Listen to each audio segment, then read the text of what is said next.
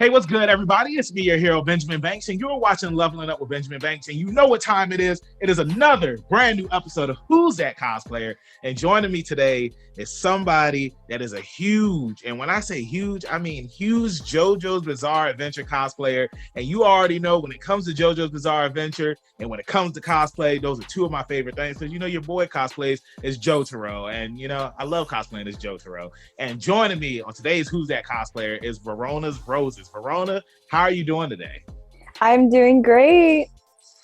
Thank you so much for joining me. And you know, I love the Demon Slayer cosplay that you have on, man. You know, it's awesome. You're welcome. You're welcome. So thank you so much for joining me. And before we get into today's interview, everybody that's watching, make sure that you like this video, you subscribe to the channel, and you hit that bell button so that way you're always notified when we have new content here on Leveling Up with Benjamin Banks. And as D always says, podcast link down in the description. Like, follow, subscribe. So let's go ahead and get into this interview. So, Verona, the first question that I always ask all of my guests up here on Who's That Cosplayer or Leveling Up with Benjamin Banks, the podcast, is what is your origin story? Every hero or villain has one. So tell everybody who you are. Yeah, so I think when I started, it was kind of in middle school. My friends would come dressed up in orang cosplay like to school, and I was like, oh my god, I want to get in on this. Like I want to dress up like anime characters at school.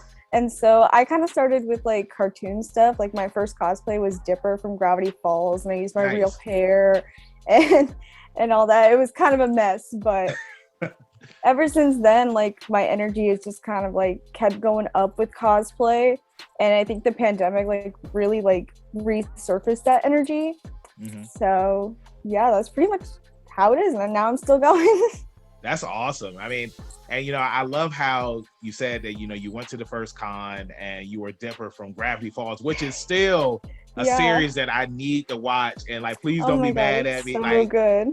I have an extraordinary long list of cartoons and movies that I have to watch. Like how you was just saying with the pandemic, I had COVID at the start of the year. Oh my goodness. Everybody gets on me because there are a bunch of Disney movies that I've never seen. And you know, when I had COVID, I just watched everything, and I'm still going through that list. You know, I still have to watch the second and third Pirates of the Caribbean. I'm still watching Harry Potter. Yeah, I have a long list of things to watch, and Gravity Falls is on that list. But good, you know, move it up to the top. Hey, I love it, man. I love it. So I want to ask you, you know, when you went to your first con, like, how was that experience? Oh my god, yeah. So I went to my first con. It was MegaCon in I think 2014. And it was so overwhelming. Like it was huge. There was like so many people there, but like I was so happy because it was all people that like had the same interest in me. Yeah. Like when I was like in middle school, I was kind of like outcasted, and we all had our weird little anime corner because like back then it kind of felt like it wasn't as mainstream and accepted to like be really into anime. So when I was in this convention space, it was like a safe space. It felt like I knew I wasn't going to be judged or anything like that, and it was awesome. Like I just kept wanting to go more and more. I brought my parents with me, but they like hated it because they're like the complete opposite of me. But like I've just been going like myself ever since then. That's awesome. Now, when you went to that con, and like how you said it was big, it was overwhelming, like there was just so much going on, and you went there, you were cosplaying. Like, what was one of the things that, you know, made you want to continue to keep going? I know you said like it was a safe space for you, but like when you went to that con, like for me, for example, you know, I love going to the cons because I interview cosplayers at cons, and that's one of the things that makes me continue to keep going to the cons. So for you, like, what is that? Is it cosplaying? Is it meeting new friends? Is it the photo shoots? Is it meeting some of your favorite actors or voice actors? Like, what is it that makes you keep on going to these things? Yeah, I really like making my cosplays and like buying my cosplays, and like I did this whole wig by myself. So nice. I really just like showing it off and like seeing other people and like kind of learning what they do to do their cosplays and wigs and things like that. I do, meeting the actor, like voice actors, is like a plus. Like I'm really excited because Zach Aguilar is going to MegaCon this year, and Nice. I'm so excited to meet him. I'm gonna get a Tanjiro tattoo on Saturday, actually. Nice, So nice. super excited. You know, it's crazy. And it's just like, you know, I feel like us true fans, you know, we know where he came from, you know, where he was voicing Koichi on, Right, exactly. you know what I'm saying? That's And one of the cosplays I'm wearing.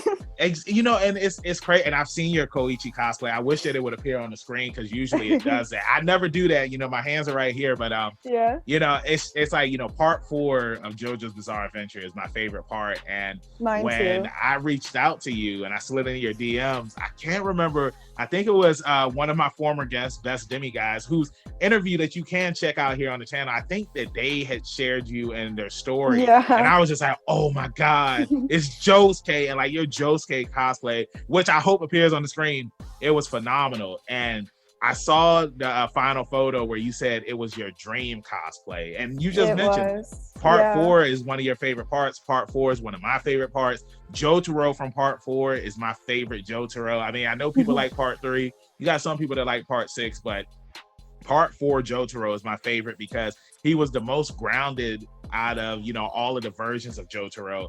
And he was what Joseph was in part 3.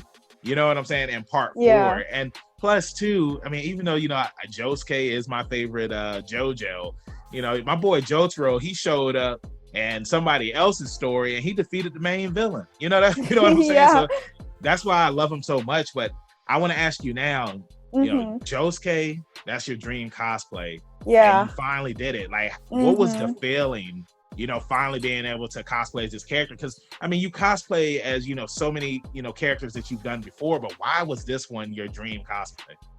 Yeah, so ever since I watched like part 4, like Josuke immediately became like my favorite character of all time.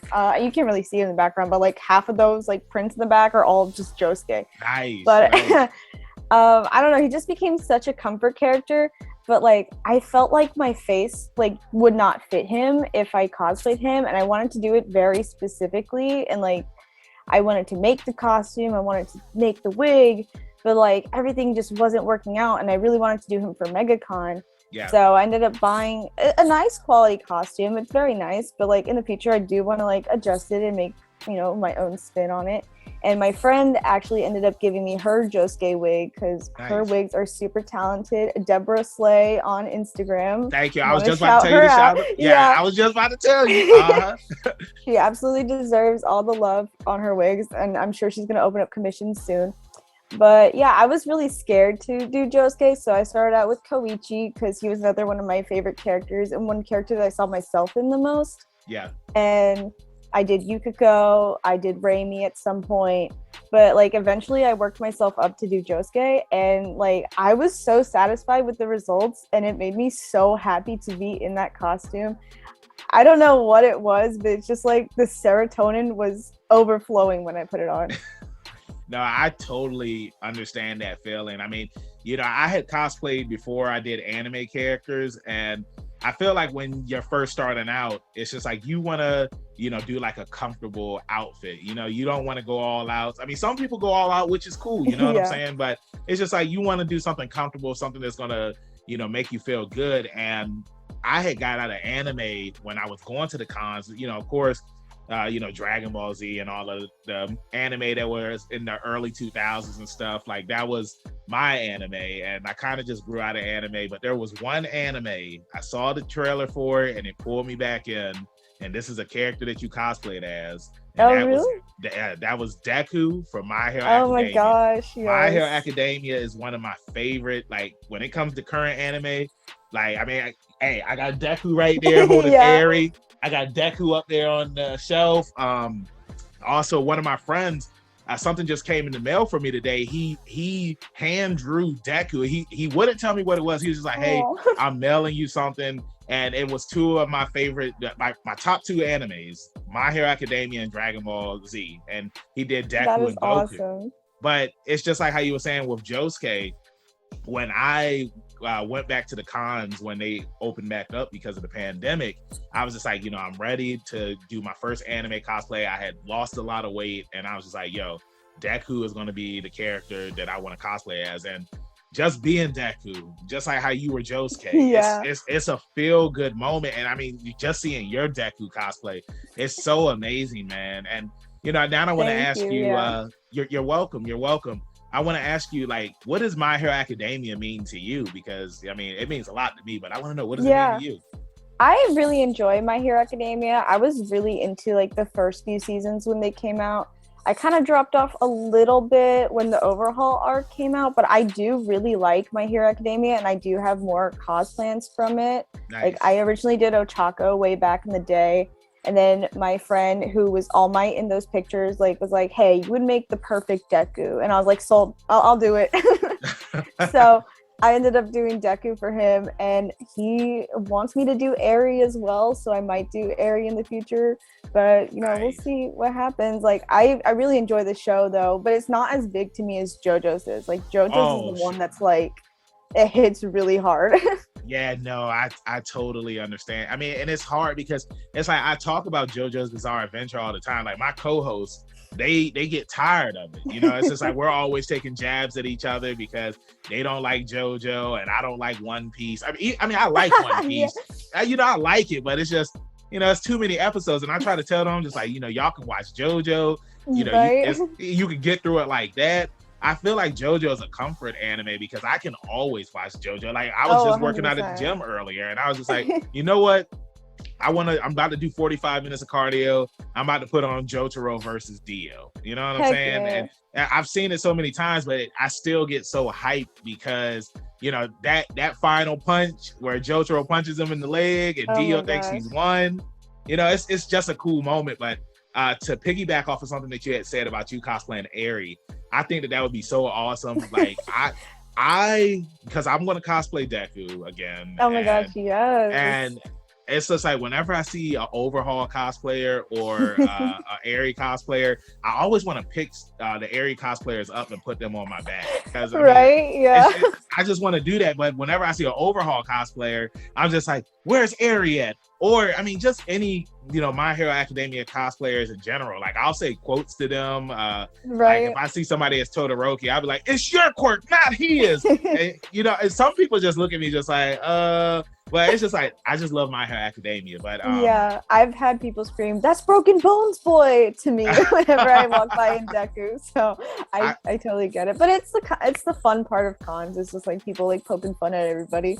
Exactly. And I want to say, like, my favorite Deku moment was because you know, I'm a professional wrestler, so it's like I'm always screaming and yelling anyway. But I was walking around at NecoCon, and somebody had came up to me. They was just like, hey, do you mind doing a double Detroit smash with me? I was just like, sure, you know what I'm saying? And it's just like, he wasn't expecting me to scream that loud. I'm just like, bro, I've seen My Hero Academia Heroes Rising over 100 times. Like, that moment where Deku and Bakugo do the double Detroit smash to, you know, stop 9. Like, it's a classic moment. But you know, we could talk about anime all day on this thing, but I want to talk about some cosplay stuff. So I want to ask you now. I mean, I know you said that Josuke it was your dream cosplay. It was, you know, it was something that meant a lot to you. But I want to know, what are some of your favorite cosplays that you've done over the years?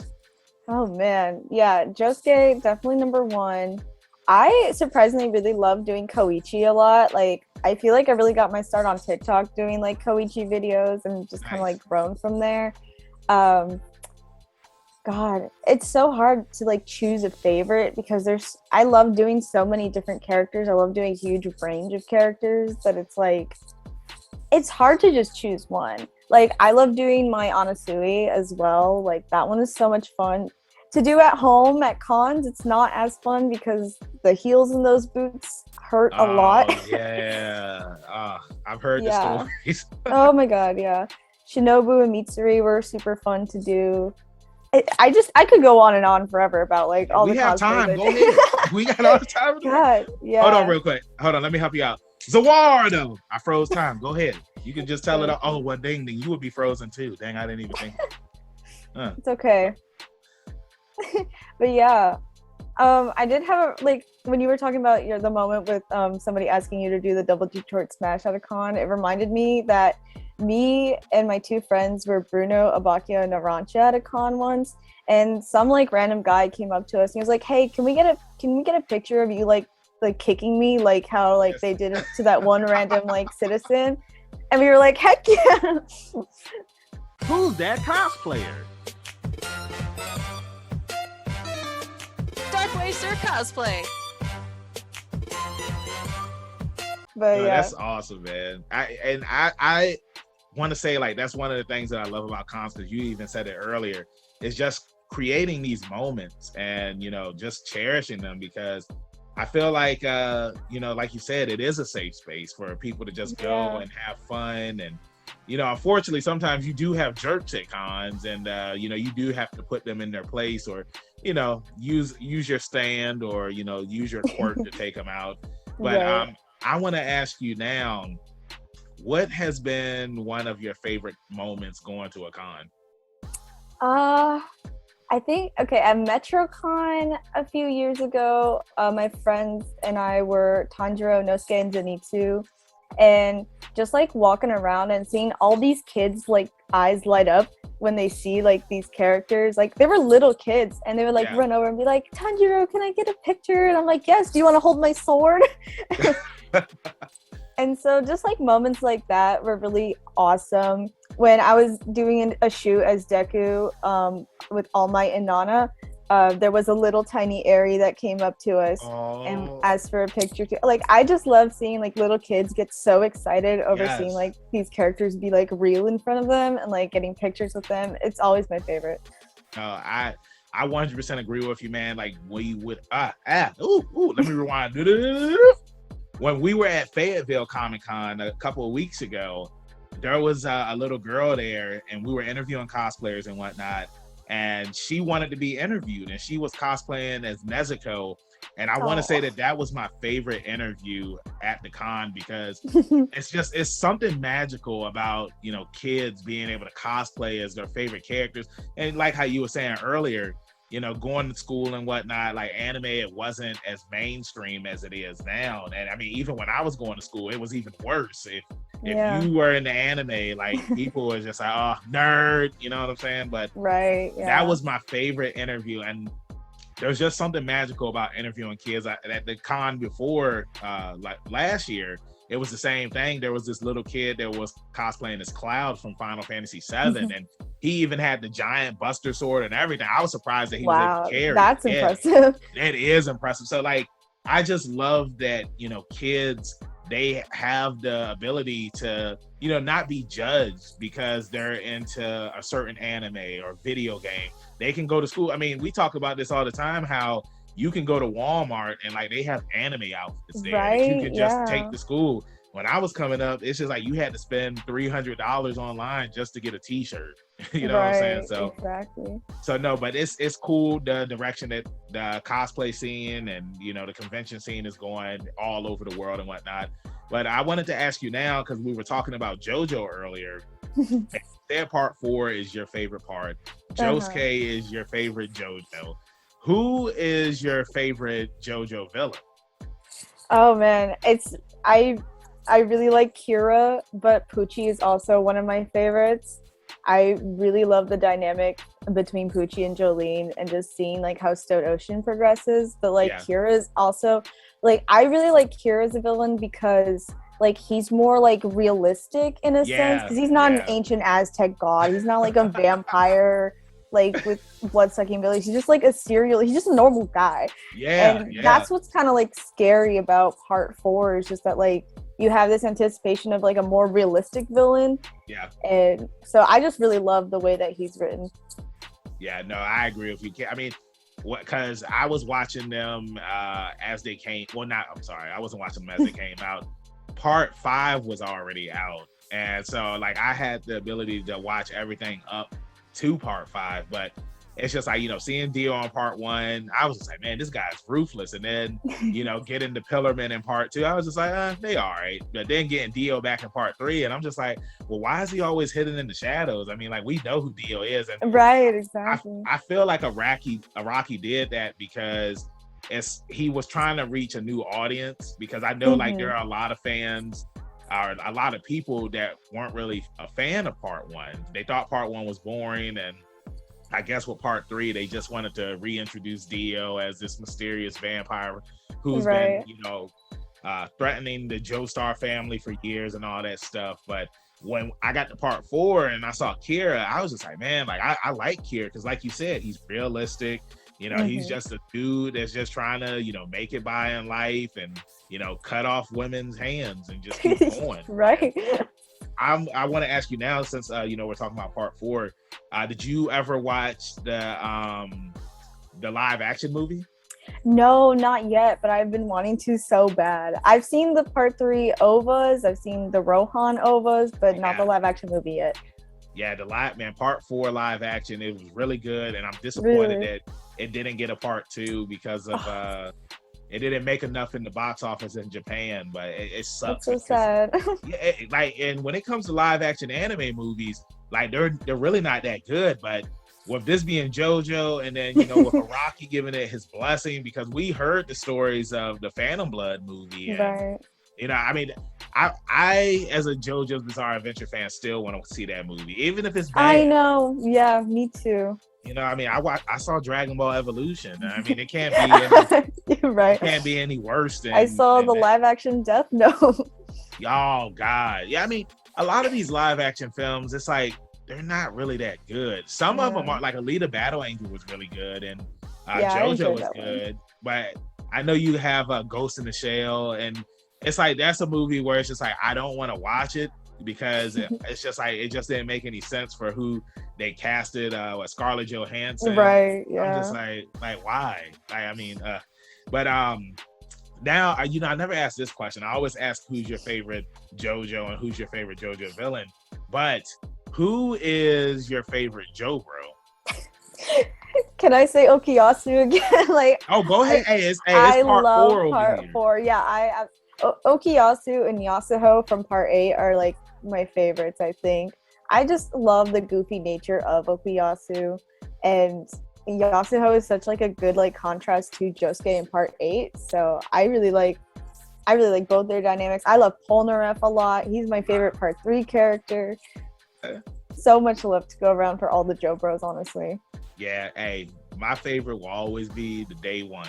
And I'm not talking about Robert E.O. Speedwagon. I'm talking about my boy Caesar Zeppeli. He died.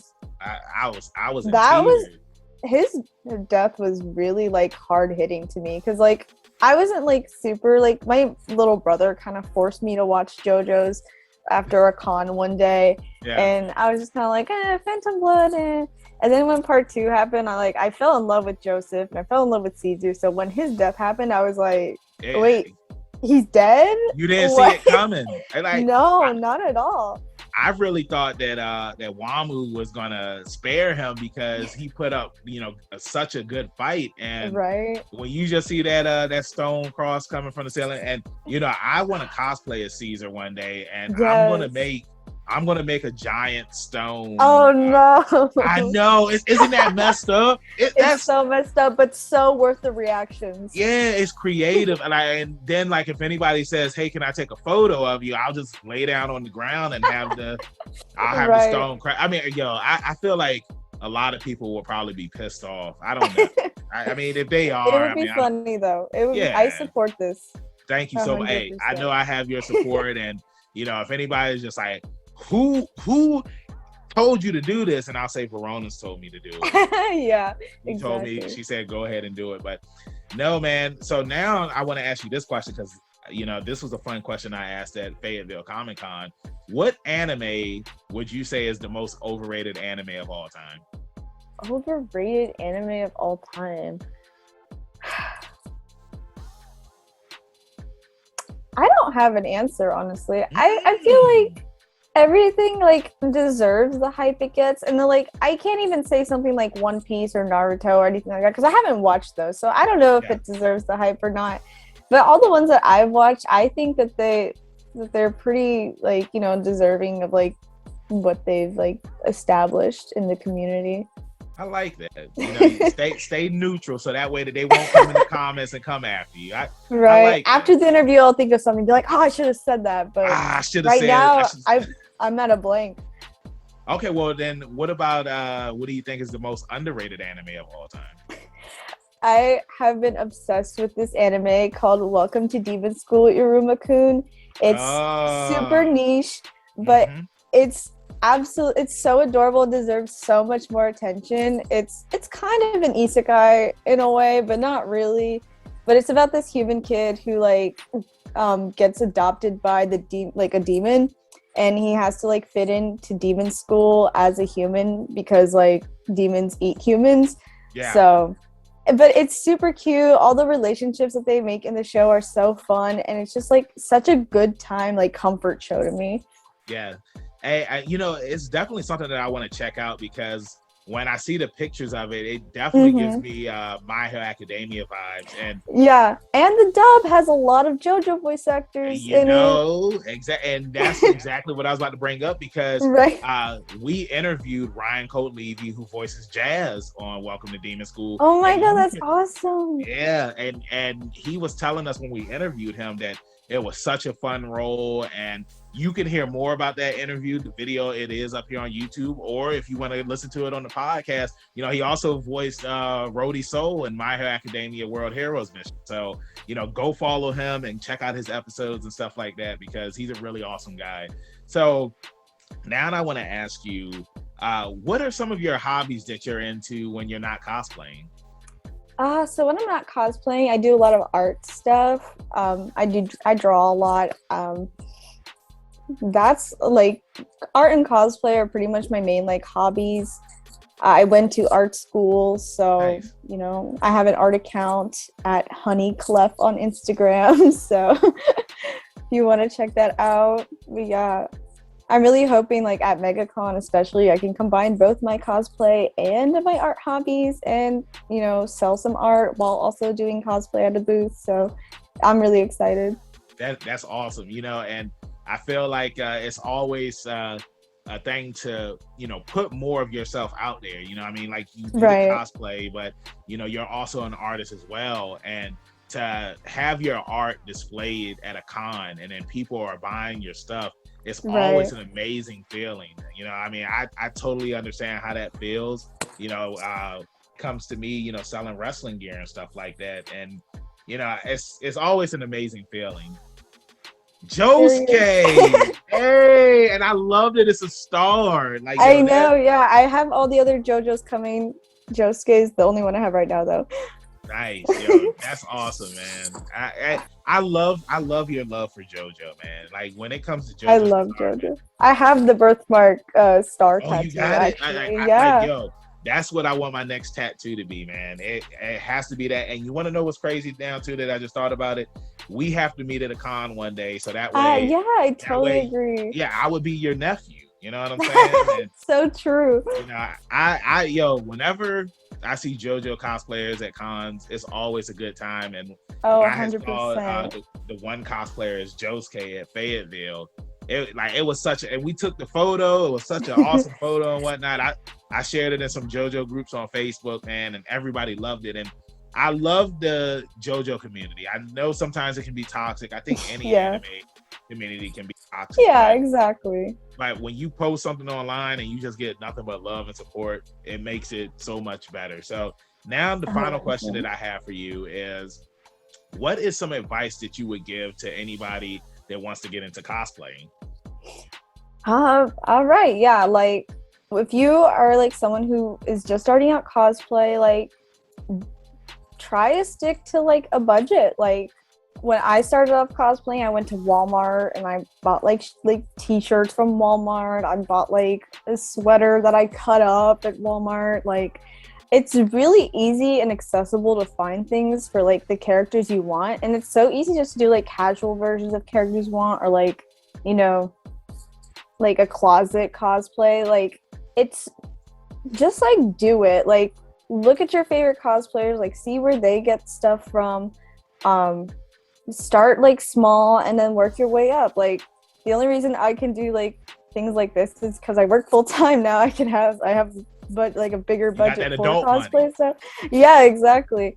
But if you're just starting out, like start small and then just work your way up. It's fun. Like it's about the journey, not really the destination, in my opinion. I like that. So, so yeah, just have fun with it. Cause like if you worry about numbers, if you worry about like, oh, am I as good as this cosplayer has been doing it for 10 plus years? Like, it's worth it just to like start small and just stay in your comfort zone until you feel the need, like till you feel like you can get bigger.